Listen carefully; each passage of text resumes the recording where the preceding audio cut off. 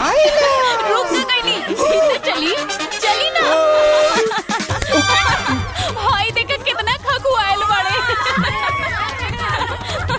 न मौका मिले में देर भइल, ठोर में ठोर सटे लागल है।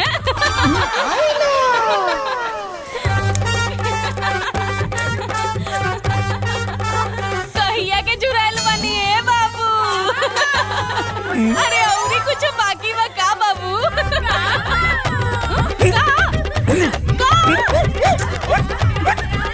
आई दुल्हन संभाल के रहिए, देवा जी बहुत नादान बाड़े।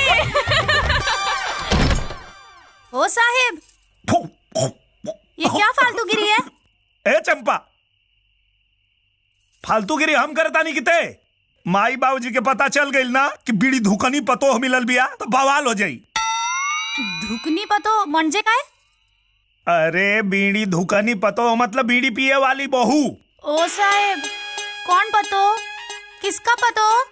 मेरे को जब बीड़ी पीने का मन करेगा मैं पिएगी। तुम्हारी आई को पता चले या बाबा को?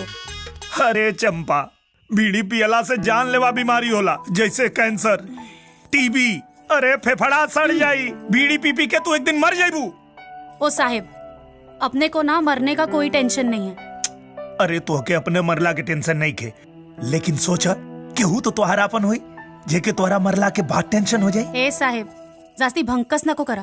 चला 11,500 काढा। चला। आंकड़ा 1500 मतलब? हाँ, 11,500। बघा, 10,000 लगिन करने का, 1,000 मेरा पर डे, और बाकी सब जो एक्स्ट्रा काम कराया उसका कौन देगा? 200 रुपया गृह प्रवेश करने का, 200 सबको बार बार अपना थोबड़ा दिखाने का, और 100 रुपया बार बार झुक के सबका पैर पड़ने का। क्या समझे? चला काढ़ा पटकन दिया। लूट ले जितना लूटे के बा। एक बार हमार सोना आ गइल ना, तोरा के तलाक मार के भगाई। 500 ज्यादा बा। आगे के कार्यक्रम के एडवांस। चंपा